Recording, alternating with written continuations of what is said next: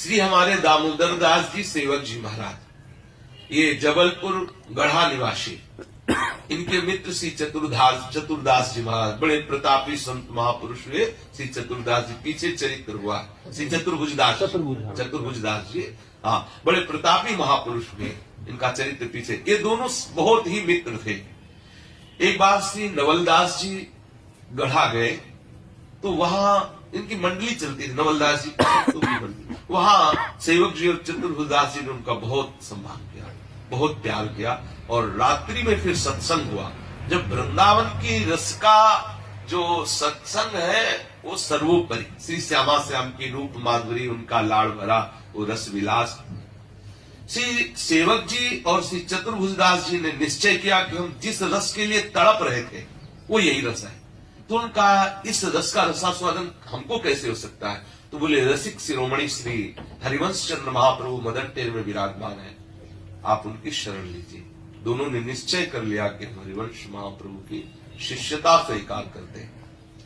लेकिन अभी वो इस विषय में पूर्ण निर्णय करके वृंदावन आ ही नहीं पाए थे कि सूचना पहुंच गई कि महाप्रभु अंतर्ध्यान हो गए।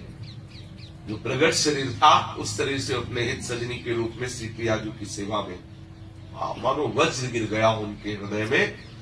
बस सेवक जी का तो खान पान सब भूल गया। बस हा हरिवंश, हा हरिवंश, हा हरिवंश, हा हरिवंश। चतुर्भुजदास जी को इतना वियोग हुआ कि उनको वहां रहा नहीं गया। वो श्रीधाम वृंदावन प्रगट आए। जब यहाँ आए तो पता चला कि महाप्रभु तो अंतर्ध्यान हो गए। तो महाप्रभु का ही साक्षात प्रतिबिंब स्वरूप बंचन महाप्रभु देखा तो हृदय में तसल्ली हुई। बड़े पुत्र है हरिवंश महाप्रभु के। तो गद्दी पर विराजमान से बंचन महाप्रभु को साष्टांग दंडवत की और कहा, हम सदगुरुदेव रूप से आपका वरण करते हैं। महाप्रभु बंचन जी की कृपा से उनके हृदय में समस्त रस रीति का प्रकाश हुआ। इधर सेवक जी जो गढ़ा में थे उनके हृदय में तो बस श्री हरिवंश, श्री हरिवंश, श्री हरिवंश, श्री हरिवंश। चतुर्भुजदास जी लौट के गए और कहा कि आप इतना विकल मत होइए, हरिवंश महाप्रभु का प्रतिबिंब है श्री बंचन महाप्रभु, हम उनसे दीक्षित हुआ है, आप चलो उनकी शरणागति। देखो साक्षात हरिवंश महाप्रभु ही मानो बंचन महाप्रभु के रूप में, पिता ही तो पुत्र के रूप में प्रकट होता है।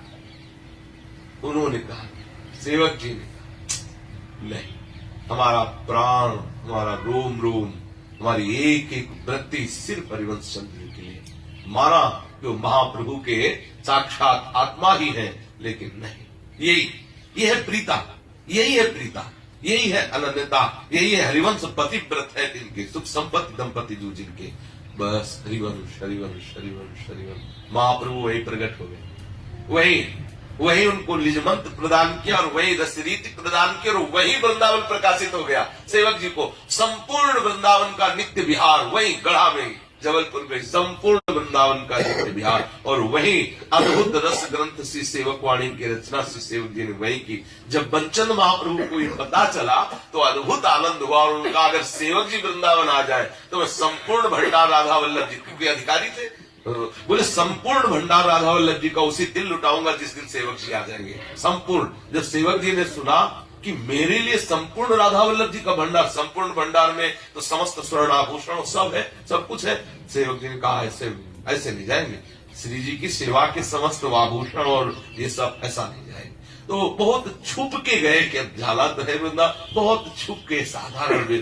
और जे ही राधा वल्लभ जी के मंदिर में खड़े होकर राधा वल्लभ जी के दर्शन किए तो राधा वल्लभ जी के नेत्र चंचल हो रहे थे। बंचन महाप्रभु सेवा में थे। महाप्रभु ने देखा, नेत्रों से नेत्र लाया कि ये नेत्र जा कहां रहे, तो देखा एक मलिन वेशधारी बड़े तेजस्वी, हाँ, नवीन अवस्था एक महापुरुष खड़े। समझ गए कि यही सेवक जी होंगे, क्योंकि राधा वल्लभ जी के नेत्र बड़े रस भरे और चंचल हो रहे। समझ गए कि हाँ सेवक जी। तो महाप्रभु श्री बंचन महाप्रभु ने कहा, संपूर्ण भंडार लुटा दिया। तो सेवक जी ने हाथ जोड़ के कहा, हमारी इच्छा है कि श्री जी का प्रसादी भंडार लुटा दिया जाए, जो प्रसादी है वो लुटा दिया जाए। ऐसे सेवक जी का शरीर अंतर्ध्यान, जो बड़ा रास मंडल है, जो बट वृक्ष है, उसमें सेवक जी सशरीर प्रवेश हो गए। और जो पीपल का वृक्ष है उसमें ही तो ध्रुवदास जी प्रवेश हो गए। हाँ, और मान सरोवर में श्रीहित महाप्रभु अंतर्ध्यान सशरीर हो गए। ये जो निवृत्त निकुंज के साक्षात रस स्वरूप है, रस स्वरूप महाप्रभु।